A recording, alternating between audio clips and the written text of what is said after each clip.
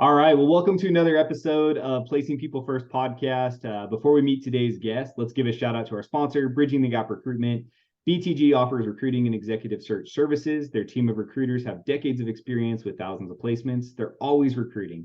If you're an employer, they may have qualified candidates ready for placement. And if you're looking for a position, make sure to send them your resume, as they will actively market you to potential companies. They also offer a 7-day guarantee. They guarantee to have qualified candidate to you in 7 days, where it's 50% off the placement fee. You can find more about them at bridgingthegapus.com. And with that, let's jump straight in. Liz, so glad that you're here and thank you for making time. Why don't you tell us who you are and what you do? Thanks. Hi, I'm Liz Heiman, and I'm a sales consultant.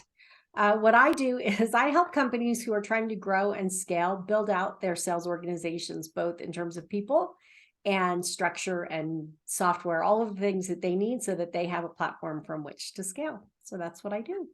Love that. Well, thanks again for spending time with us. And I'm really excited to be able to talk about the sales hiring retention process, because it is a critical hire and it's one that I've seen done wrong dozens and dozens of times. And so with that, let's jump straight in. When is someone making that hire and what should we be looking for? So even that is a big question, right? So when do we start looking for our first sales hire would be a good question if we're in the startup arena. And that is after you've figured out how to sell it, right? So we tend to think that somebody's going to come in and make magic and do that for us. But really, as founders, we have to learn to sell our own products first. So we don't hire that first sales hire until we've got that settled down. I think the second thing is when you're continuing to add to your team, the things that you want to do is think about how much can one person sell and how much can I deliver? And at what point can I add that person selling and still be able to deliver? And how much do I have to upscale on the delivery side in order to support that next salesperson? Amazing takeaways. And I know we're going to have a lot of that, but the first one, I love that. I think that if you're the e-myth entrepreneur, right? If you're the business owner who's really good at something and you ran into business because you're good at it, you may not be the best at sales, but it's a skill set you have to have. And I love that that's your recommendation, right? You have to go through the motions, understand the touch points, the time, the process, the KPIs, right? The key metrics to understand, is it a successful process before we hire someone, because what do we hold them accountable to? Right. And so let's talk about that. So we've decided we want to hire, we're in that moment. What do we do? Like, how do we go find a salesperson? Okay, so we don't start there. So we already missed steps. We don't start by going, okay, now I'm going to go find a salesperson. The next thing that I have to do is I have to figure out, what do I need for a salesperson? So there's this myth or this idea in people's head, this fuzziness around sales. It's a sales. I'm going to go hire a great salesperson. They're going to come make this happen.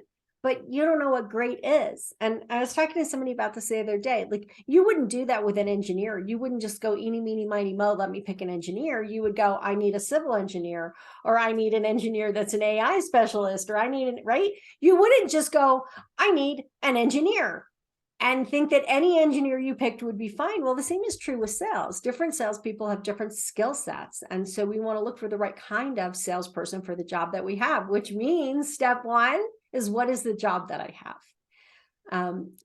Do I have a marketing team that's going to help deliver leads? Or is this salesperson going to be dialing 50 dials a day or 100 dials a day? Is this person somebody who needs to go out on site? Do they need to have contacts? Like, I need to figure out what the job is first that this person will do. And then I need to figure out what are the skill sets and experience required in order to go do this job. And again, if you've never done it yourself, you won't know how to define that. Love that. So what I'm hearing is sales is not just sales, which is a great takeaway, right? It's great to understand that there are so many skill sets and types of sales professionals that you need to pay attention to, right? You're right. They need to cold call, or do you have an inbound machine and they're doing intake demos and screening on something that's coming in? Or is the client life cycle short? Is it long? What's the sales process? Is it video? Is it in person? Is it geographically limited? Is it blah, blah, blah, blah, blah? All those things on top of understanding the type of salesperson. So love that. And you're right. You can't just post the job and hope, right? You actually need to have a plan and strategy. Right. And it's interesting to me when I see a sales job description, there's a couple of things that people make mistakes on, if you don't mind if we go there. Let's do it. Yeah. One is the genericness of it. I need a salesperson who can do everything from lead generation to lead qualification to enterprise sales to business to consumer to like I need somebody who can do absolutely everything and is fabulous at everything all the way across the board. And it's like, well, good luck. Like, you want me to call Santa? Like, how is this going to happen? That person doesn't exist that can do absolutely everything. So that's the first thing. And the second thing is we put in this really generic nonsense. Like, one of my pet peeves is job descriptions because one, they're almost incomprehensible most of the time. And two, they're so generic. Be really specific. You need to know what the job is and be very specific about what this person needs to be good at and what they'll be doing. And then the third piece is we describe a salesperson who is aggressive and a hunter and a go-getter and a killing their quota, right? So these words that we use when we're thinking about sales are aggressive, often angry, warlike. So if I put those in a job description, what do you suppose that salesperson I get is going to be like? And does that fit my company culture? Because I guarantee that if we looked at the other things about your company culture, they don't include those kinds of words. And so you're now hiring people who have nothing to do with the corporate culture you're trying to create. And then you wonder, why on earth is our sales team so disruptive? Because that's what you hired. Not only disruption, but the clients they bring on are brought on incorrectly, right? Because they're brought into the culture sideways. So yes, that's another great point, right? And I think you're right on job descriptions. I've seen quite a few recently where I just laugh. I'm like, what does this mean? Either it's so complicated that you're reading it and you're like, I don't even know what you're asking, or there's not that person on the planet, or it's so vague that you're like, what are you looking for?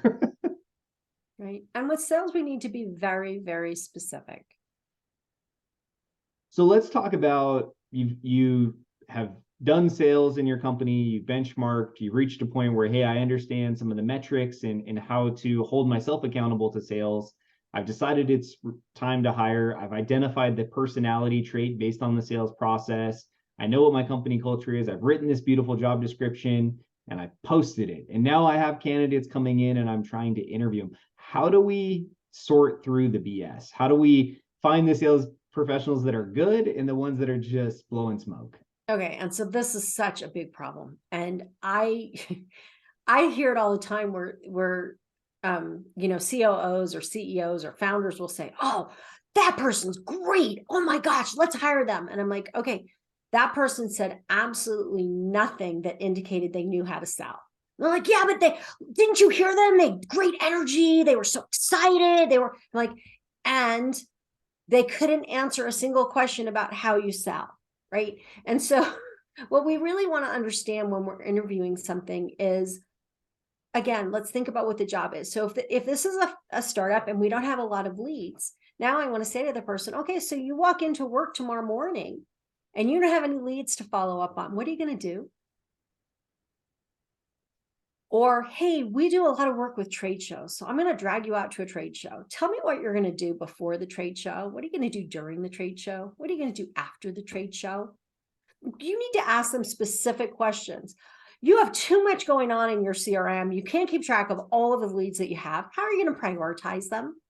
Right? We want to know, how do they sell? How do they follow up? How do they plan? What motivates them? We want to understand how they actually do the work that they do, instead of just sounding like, wow, I'm really great. And I can tell you all kinds of stories about what I sold.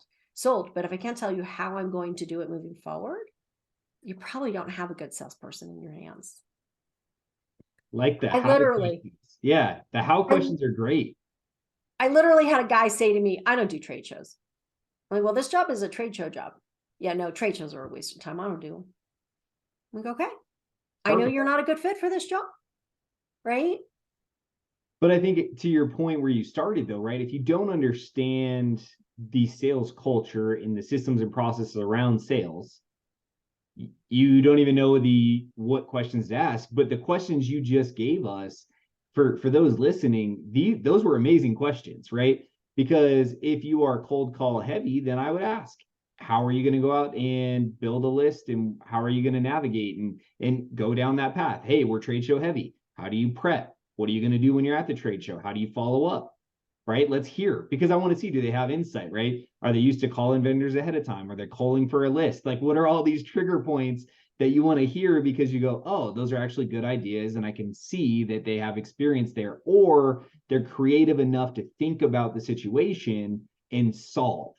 So that's an amazing feedback. So let's say that you're having a good conversation. Are there any questions you should ask every salesperson? Are there any things that like you always ask salespeople? I always ask them how they follow up on leads. I always ask them about that. Like, how do you decide how you're going to follow up? What kinds of things do you say when you're following up? So I always ask that. I always ask them how they stay up to date on sales. Like, it's a changing market. It's a changing world. So if they're not reading, they're not learning, then they're probably not going to be great at what they do. I think the other thing that I always tell them is that I am absolutely fanatical about the funnel, about keeping that CRM up to date. Tell me about how you do that. Great. Again, if we can't hold them accountable and understand that they can hold themselves accountable, like, we're probably going to fail. And so, okay, so let's just keep walking down the process. So we've now interviewed, we found the candidate, we've given them an offer, we've agreed on terms, whether that's, base plus or just plus or whatever that is, based on the level and caliber and all the other stuff. When they start working for you, how do we onboard a sales professional for success? Because I think that you could do all of the stuff we've already talked about exceptional, and then tank the whole thing on onboarding. So talk to me about onboarding. Oh yeah, because then you get I hired you. You must know what to do. Go, right? No messaging, right? If you don't have clear messaging, if you don't understand who your ideal customer is, if you don't understand what your value proposition is and who the different buyers are and what's important to them, and you send your brand new salesperson out, guess what they're going to do? They're going to make it up. They're just going to make stuff up. Because when they don't know what to say, they just make it up.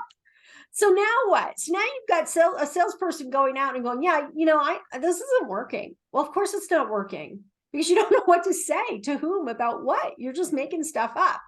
So the very first thing that your salesperson needs to do is understand your product. And most companies are really good about training on the product. Okay, that's the first thing. But more important than the product is the client. Who is our client? Who's our ideal client? Which kinds of clients are not qualified, and why aren't they qualified? Who are the various people? If it's a complex business to business sale with multiple buying influences who are involved in making the decision, who are those people? What's their relationship to the problem? How urgent is it typically for them to fix it? What are the triggers that make them make a decision as opposed to just sitting around and waiting? These are the kinds of things that your salesperson needs to be trained on. And often we just think they'll know, and they won't know. So I guarantee the stuff they make up will make your eyes roll. You'll be like, I can't believe they just said this to my client. Well, and to your point, I think I've seen it, and I think, I find myself guilty in hiring in general, right? It's something we all have to keep in mind is, we hired to fill a need, obviously, right? We're growing too fast, or we hired the admin because we're running out of time. We hired the salesperson because we want growth, and our funnel's so full, we need help. Or it's so dead, I'm not sure why we hired, but either way. So they come on and you plug them in because you want results. And I think we often race to this expectation of success without actually helping them, right? Let's meet the team. Let's talk about our product. Let's talk about the clients. Let's talk about the handoff, right? Once you close a deal, who owns the client experience from then on? And what language do they use? And how do they communicate? And how do we hand off so the customers don't get lost? If it's a physical product, right? What's the delivery? Have you seen the factory? Do you understand fulfillment? Do you understand? So I love that you talk about kind of that slow down.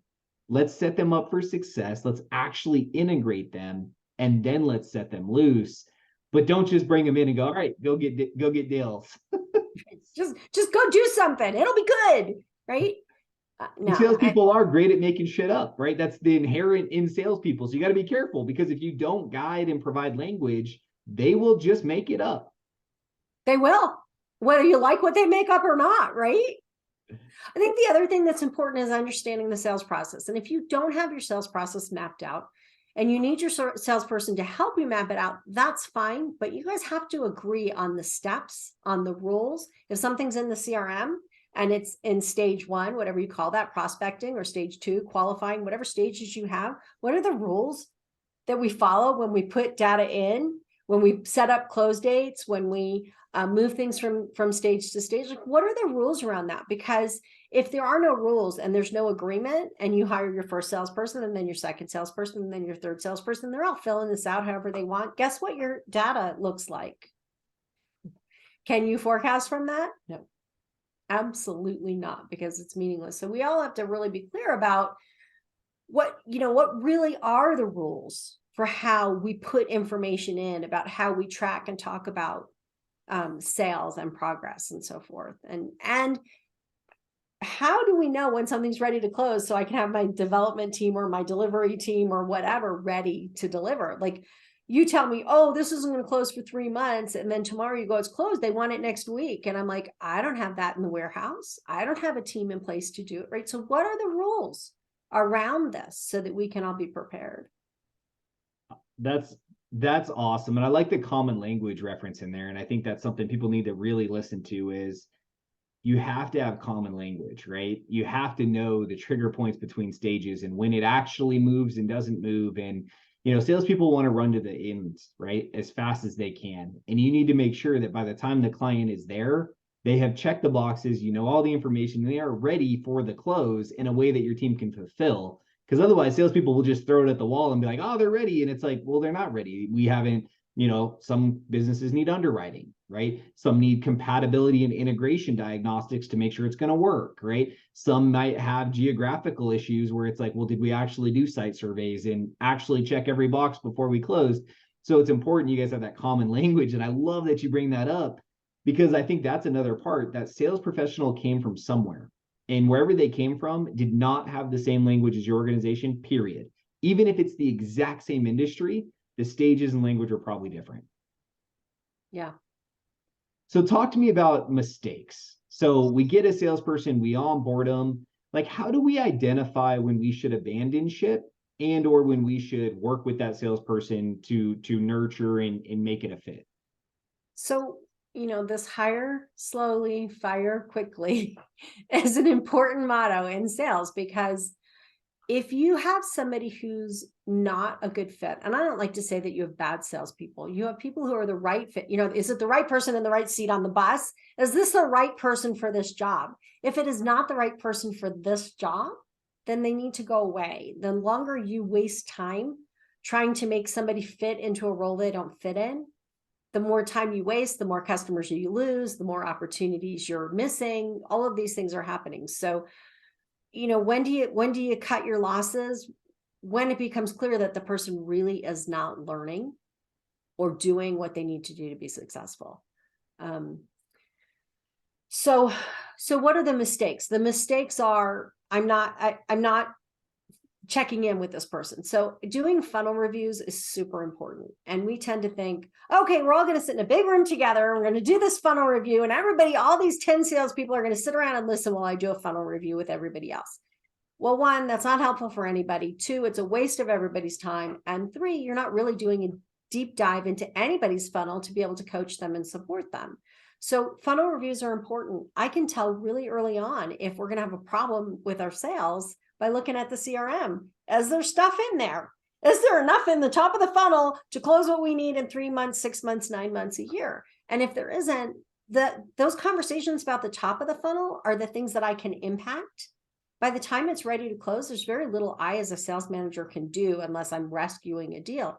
If it's ready to close, it's ready to close. My role helping that person be successful is around the top of their funnel, not the bottom.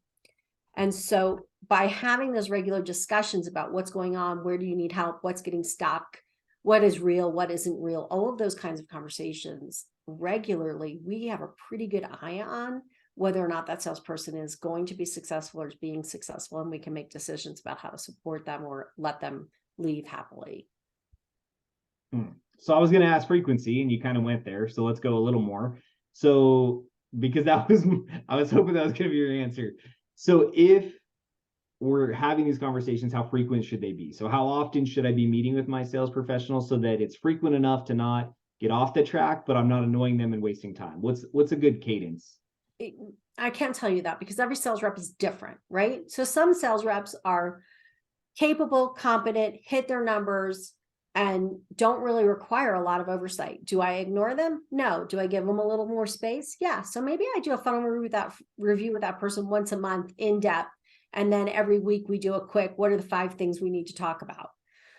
Or I have somebody who's either new or just not very effective at what they're doing. That's an every week 30 to 45-minute discussion where we go through and talk about all different kinds of things that are happening at the different stages of the funnel. And then there may be additional meetings, which are coaching meetings, or, okay, let's talk about development.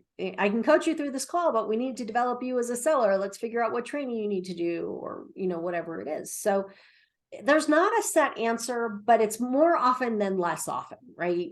Less often is not good. Regular communication with your salespeople is important, but it needs to be respectful. Like, we don't nag our clients and we don't nag our salespeople. If they're not delivering, we look and figure out why they're not delivering and figure out with them whether or not they can deliver. If they can't deliver, they need to go. If they can deliver and they're not, we need to figure out how to help them.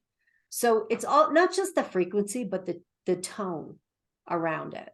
Great perspective. And another great takeaway, right? I think it can become confrontational, right? Because it's money, right? It's the number one emotional driver in life. And so it creates this tense moment. And you're right, like, let's have some respect and be professional. And I love that you talked about caliber and understanding where they fit so that you're not trying to fit them all in a box, but you're fitting them in the box that fits them and fits the company. That's awesome. What about sales professionals? Let's talk about compensation. And I think this is somewhere where there's probably some mistakes made. We bring someone on and we promise them the world on the back end from a bonus and pay them a little bit, or we overpay the compensation, but then, the back end's small. And so they never grow. Like, how do we build a comp plan? Yeah, I wish there were an easy answer to that. Of course there isn't, but here's some of the things that we know are mistakes, right? One of the things that we know is that if we want someone to behave in a specific way, we need to compensate them accordingly, specifically in sales. So if I want them to focus on certain products, I need to reward them more on those products. If I want them to have repeat business and grow relationships with existing customers, I need to compensate them to do that. I think a lot of companies think that, oh, it's much easier to get more business from the same client than it is from a new client, so I'm going to pay them less on an existing client. Okay, so what does that mean the salesperson's going to do? Yeah, they're not paying attention there. No. And so there's 2 things about that are true. Some of the sales that we get from our existing clients are just sort of re-upping things they already have or fill in the blanks kinds of things. And the other sales that we have with existing clients are those that are additional new kinds of opportunities, different departments, different products, different things that we could be selling. And that takes a lot of work.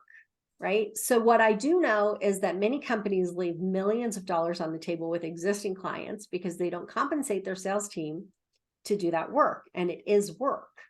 They compensate them to go get new business. So what do? We go get new business, and somebody else is compensating their team to go get new business. So guess where they're going for new business? To my clients, right? They're going somewhere, and now they're talking to my client about their next purchase. And guess who they're going to buy it from? Not me. So, if you got the air conditioner on and you leave the front door open, it's still hot inside. We need to make sure that we are taking care of our existing clients, and we're compensating our team accordingly to make sure that work gets done. That's one mistake. Well, and I think it's great framing, right? And I know a lot of these questions is impossible because it's so case by case, especially when we talk about people. It has to fit you, and there's so many dynamics. But great advice there as far as looking at what's important in our client lifecycle and how do we incentivize and nurture that piece and make sure our salespeople are. And I see that a lot. Well, we pay you a lot on the front end, and then to your point, yeah, they get maybe a small residual, but no re-up and no extra. And it's like, well, then why? They're not going to pay attention because you don't pay them to. And salespeople are driven by the money. They are driven by the close. Well, and let's talk about why they're driven by that. So every other person in your company has no risk in their job, right? They get paid, they go to work. The only risk they have is if they really don't do their job, they get fired, right? That's the only risk that I take as an employee at any other part of the company. Now we're telling the salesperson, you have risk. We are going to give you less than you need to survive as your base, and everything else is on the come, meaning, maybe you'll get it, maybe you won't. So as a human being with a house and a car and kids and college and whatever else, I have to make sure that I get that, I earn that money, but I now have to do that above and beyond just doing my job, right? There's a risk that I accept every single day. So if you mess up, Mr. Company, and you make my best client mad and they stop buying from me, regardless of how much work I'm doing, I'm taking the risk for your delivery. So we forget, and we get really mad at salespeople because they're so dollar focused, but they have risk every day in what they're doing. So of course they're dollar focused. So some people believe that you shouldn't compensate salespeople on commissions, that you should just give them a base and a quota and pay them that way so that they don't take the company risk on in order to do their job. I don't know what the right answer is, but I do know that you're right, people will do what they're incented to do. And salespeople are going to focus on making the revenue number that they need to make. That's awesome. So let's talk about your business. So we've talked a lot about the sales, the process, the people, all of that, which is great. I mean, that's obviously the focus, but let's scale back to kind of what you do. And I know you go into businesses, I know you're doing a lot. Can we talk about sales in general? Can we step back to where are you seeing big mistakes or huge opportunity right now with the clients you're working with and the stuff you're looking at? So, right. So I walk in to companies in two places. One is either as a startup that's funded, or a company that's been around 20, 25 years, and they may be $25 million company, but all of a sudden the world around them has changed and they've got to rethink, right? So those are the two places I work. So what do I see a lot? One of my big pet peeves right now, because I'm in the middle of it with 3 different companies, is what I call activity-based stages in your funnel. So meeting, demo, proposal with client, signed. Sounds great, except that means that my sales process has one of each of those activities. And I'm guessing if I have a complex business-to-business sale, I might do 3 different demos. And the first proposal that I send might be the first of 6. And I might have to go back to the beginning because a new person gets brought in or a new problem comes up over this, however many month period. So when we just say, oh, these are the activities, here's what happens. That whether it's the first proposal or the 5th proposal or the 95th proposal, or it's a proposal that's just for funding that they're going to come back and actually talk to me about in 2 years, it all ends up with proposal with client. Now, instead of having a funnel that looks like a funnel that's wide at the top and skinny at the bottom, I now have a bulge that everything is sitting, 60 to 70% of what I have is sitting down at the bottom of the funnel in proposal with client, but which says absolutely nothing about where the client is in their buying process. So I know it doesn't sound very different, but I like to focus on stages that represent the buying and the selling relationship.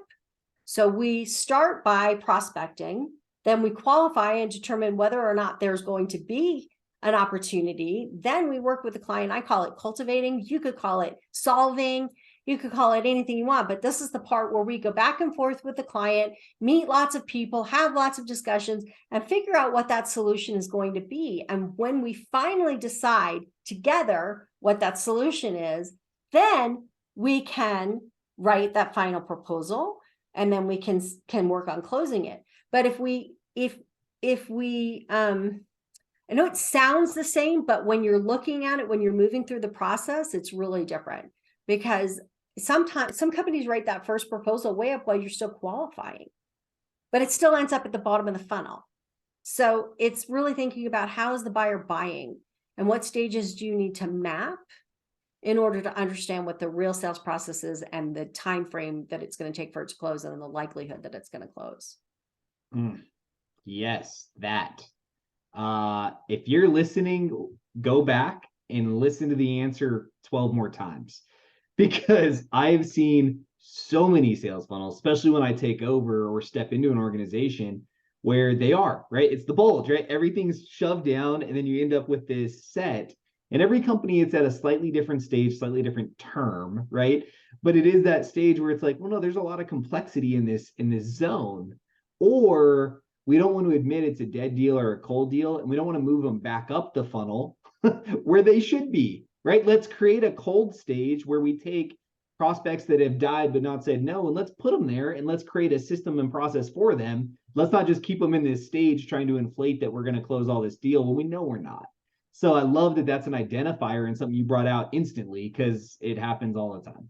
Well, the other thing is, if it's an activity-based funnel, how do I move it back up the funnel? How do I move it back up? If I sent them a proposal, How do I move that back up if it's moved back you up? Can't, right? I can't. I checked the box. Well, now what? Yeah, you're right. Now what? It's stuck there. I just, right. So this is one of my big pet peeves. I think,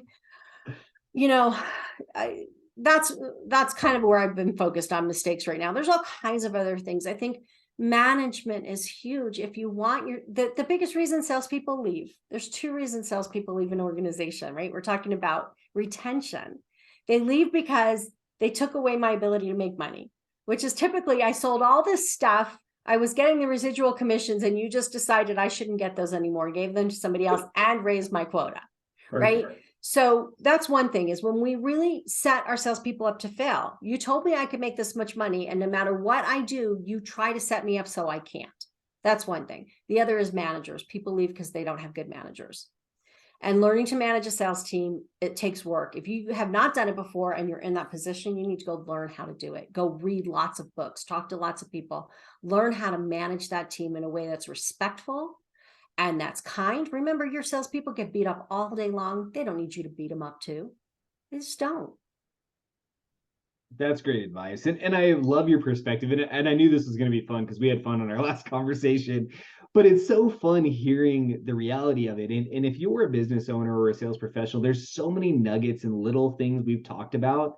And this is truly one of those times where you should listen again and again, because you're going to pick up a different piece and you're going to hear something different. And if you're a sales professional, we've given you a lot of advice on how to position yourself for an opportunity and for a job. And if you're hiring, we've helped you identify that as well. So any other advice or tips or strategies heading into 2023 when it comes to sales? Two things. One is, stop worrying if your salespeople are making more money than you. Like, the more money they make, the more money you make. So stop worrying about how much money they make, and send them to sell more for you. That's one thing as you're moving into the next period. The other thing is, remember that if you're not clear about what you want to sell, who you want to sell it to, and how you want to sell it, your sales team isn't going to do that. The sales team is always going to do what's easiest, least resistance. But if, for instance, you have 3 products, one of which you can deliver a lot of and another of which you can't, you need to incent your sales team to sell the thing that you can deliver a lot of. Like, you need to set them up so that they're delivering what you want to the right people. Which industries do we want to grow? Where do we fit best? We want to do more in this industry and stop selling in that industry. Whatever those things are, those are strategic decisions. And if you leave it to your salespeople, then it will just be about cherry picking and least resistance and have nothing to do with the strategic direction of your business. Don't let your sales people drive the direction of your business. You have to decide it together, understand your customer, and then set your direction and have your incent your salespeople to do what you need them to do. Awesome. Let's talk about you. So last 2 questions I always like to ask. One, if you could go back and talk to your younger self, give yourself some advice. What's something you would tell yourself? I would say, don't do this. No. I think the one thing that we don't realize when we're young is that everything gets worked out in the long run. So what seems so urgent and such a crisis and so important, usually put into perspective, isn't. Is this going to matter next week? Maybe. Is it going to matter next year? Probably not. Is it going to matter in 5 years? Absolutely not. Okay, so let's focus on what does matter. I think the other thing that I would do with my younger self is really work on priorities. What's important? What isn't? How do I get where I want to go? If I want to go somewhere, I need to figure out what the priorities are that will get me there. Maybe those are the two things that I would do. Well, thank you for being honest on that. It's always a different answer. Everyone's had a different journey, but those are so relevant. And I think we can all relate. Like, I think if we all reflect, both of those apply. I have to share with you one thing really quick. Yeah, do it. When I used to work for my dad, who you may or may not know is a very well-known sales expert. He wrote some very famous books. But in any case, one day my desk was piled up. This was when we still printed everything. And I was so distraught. And he said, take everything in your desk and throw it in the trash. And my eyes popped out of my head. I'm like, what? He's like, seriously, if it's important, it'll come back. I'm like, you're right. Sometimes, one time I accidentally deleted my entire inbox. And I was so upset for about 5 minutes. And I can only think of one thing that I lost in there that I cared about. And, really don't get lost in the heap of noise. That's such an interesting piece of advice. Like, I might have to give that advice. I love that. Matter of fact, I'm looking at my desk, like maybe I'll just throw some of these notes away. Like if they're important, I'll find them, right? Like, or I'll take the action. But yeah, that's such an interesting word of wisdom there. And there's a lot to that. There's a lot to that. Speaking about books, so that was gonna be my next question. I always like to ask, give us recommendations. So we've talked a lot about obviously the sales focus and the sales professional. So maybe a book for the salesperson, and then maybe a book for the business owner. Maybe there's a couple recommendations you have. So you already said one of my very favorite books is The E-Myth, right? Great book. If you're a business owner and you're really thinking about how to break things up and how to write job descriptions and all of that, that is one of the best books ever. It's one of my favorite books. Okay, if you're a salesperson, I'm going to tell you to do something really bizarre. I'm going to tell you to read a really old book. So I was telling you about my dad. My dad wrote a book called Strategic Selling many, many years ago in 1986. And no one has rewritten the book or updated the book, and they don't intend to. However, it is a great book if you have a business-to-business complex sale with a lot of buyers involved in the buying process. It's still the right information in the right order in a way that is usable. And I really encourage people to read it. Other people have done it since the complex sale. There have been lots of books written, but take it from the horse's mouth. Read that. I think you can buy it on Amazon used for $3. And Steve Heiman and Bob Miller's Strategic Selling. It's a great book. I was actually just looking. I think my copy's a little too far away to reach, but it's like right here. I was like gonna hold it up. So I love that. So, I mean, those are my last two questions usually. So is there anything else you want people to know? Any other takeaways, nuggets, just things you feel like we missed? Well, I think one thing is that I write a lot. So there's content on my website. If you look up my name, Liz Heiman, if you Google me, Heiman, you'll get to my website is regarding-sales.com. But you can either look me up or look up the website. There's content there about sales and sales management and sales process and sales systems and sales strategy. It's a lot of stuff other people aren't talking about in the same way. So if you're interested in these topics, there's tons of stuff. It's free. Go there. Podcasts, webinars, I'm talking about this stuff all the time. So if you're interested, find it. And if you want to talk more, find me on LinkedIn and let's have a conversation. I'm happy to talk. And I was going to ask, so best way to get a hold of you, go to your website, regarding-sales.com, or LinkedIn. Again, Liz Heiman, Heiman. If you guys are doing a search, she will pop up. And she is right. There's a ton of content. And digest it, right? Find the thing that resonates with you today, and tomorrow it'll be different, right? Depending on the journey and who kicked you today or what success you had, you're going to be looking at different stuff. So I appreciate that. Liz, thank you so much for making time. I know you're busy. I know you're crunching to the end of the year with your clients and obviously navigating quite a few complex things. So thank you for making time. Thank you for sharing your wisdom. And I appreciate who you are and what you do. Thanks. Good to see you, Devin. Thanks for having me.